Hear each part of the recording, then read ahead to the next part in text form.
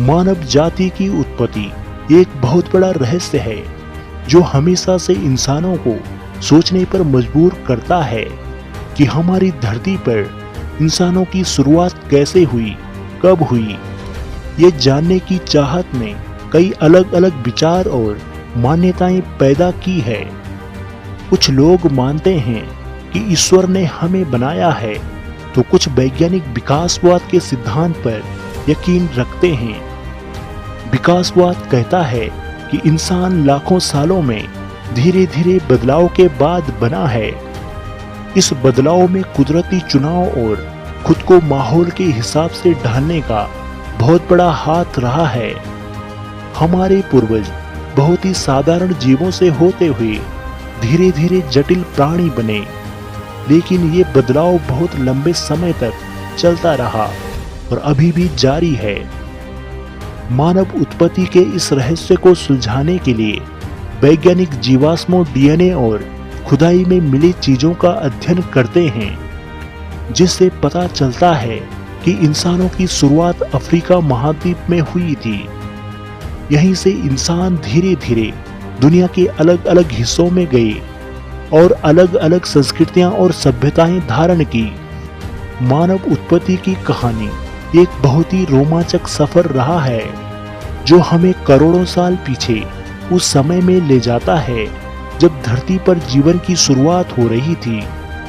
ये सफर हमें बताता है कि हमारी शुरुआत कैसे हुई और हमें यह समझने में मदद करता है कि हम कौन हैं और कहां से आए हैं। मानव विकास की कहानी को समझने के लिए जीवाश्म हमारे लिए बहुत जरूरी है। ये प्राचीन अवशेष हमें बताते हैं कि हमारे पूर्वज कैसे दिखते थे, उनका शरीर कैसा था और वे कैसे रहते थे। हालांकि जीवाश्मों से पूरी जानकारी नहीं मिलती है, फिर भी ये हमें मानव विकास के कुछ अहम पड़ावों की झलक दिखाते हैं। सबसे पुराने मानव जैसे जीवाश्म अफ्रीका में मिले हैं। ये जीवाश्म लगभग 7 लाख साल पुराने हैं और इन्हें वैज्ञानिकों ने होमो सैलेंथ्रोपस का नाम दिया है। इन जीवों में इंसान और चिंपैंजी दोनों के गुण थे, जिससे अंदाजा लगता है कि इंसान और चिंपैंजी के पूर्वज एक ही रहे होंगे। समय के साथ मानव जैसे जीवों का दिमाग बड़ा होता गया और वे 2 पैरों पर चलने लगे और फिर लगभग 40 लाख साल पहले ऑस्ट्रेलोपिथेकस नामक प्रजाति आई। ये पूरी तरह से 2 पैरों पर चलते थे और इनका दिमाग आज के इंसान से छोटा था। और लगभग 25 लाख साल पहले होमो वंश की शुरुआत हुई, जिसमें आज का इंसान भी शामिल है। होमो वंश के जीवों का दिमाग ऑस्ट्रेलोपिथेकस से बड़ा था और वे औजार बनाना भी सीख गए थे। होमो वंश की कई प्रजातियों का विकास हुआ, जैसे होमो हेबिलस, होमो इरेक्टस और आखिर में होमो सेपियंस। होमो सेपियंस यानी आज का इंसान लगभग 3 लाख साल पहले अफ्रीका में आया। ये मानव विकास का एक बहुत बड़ा मोड़ था, क्योंकि होमो सेपियंस ने भाषा, कला और जटिल संस्कृति का विकास किया।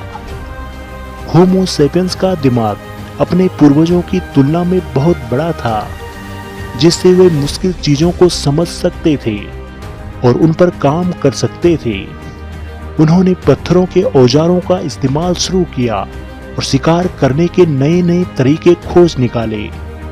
लगभग 70,000 साल पहले होमो सेपियंस ने अफ्रीका से निकलकर दुनिया के दूसरे हिस्सों में जाना शुरू कर दिया। वे यूरोप, एशिया, ऑस्ट्रेलिया और आखिर में अमेरिका पहुंचे। इस सफर के दौरान उन्होंने खुद को अलग अलग माहौल के हिसाब से ढालना शुरू किया और नई संस्कृतियां बनाते चले गए। होमो सेपियंस की कामयाबी का एक बहुत बड़ा कारण उनका मिलजुल कर रहना था। वे समूह में रहते थे, एक दूसरे की मदद करते थे और अपना ज्ञान अपनी आने वाली पीढ़ियों को देते थे। इसी सामाजिक सहयोग ने उन्हें जिंदा रहने और आगे बढ़ने में मदद की और आधुनिकता की ओर अपना पहला कदम रखा।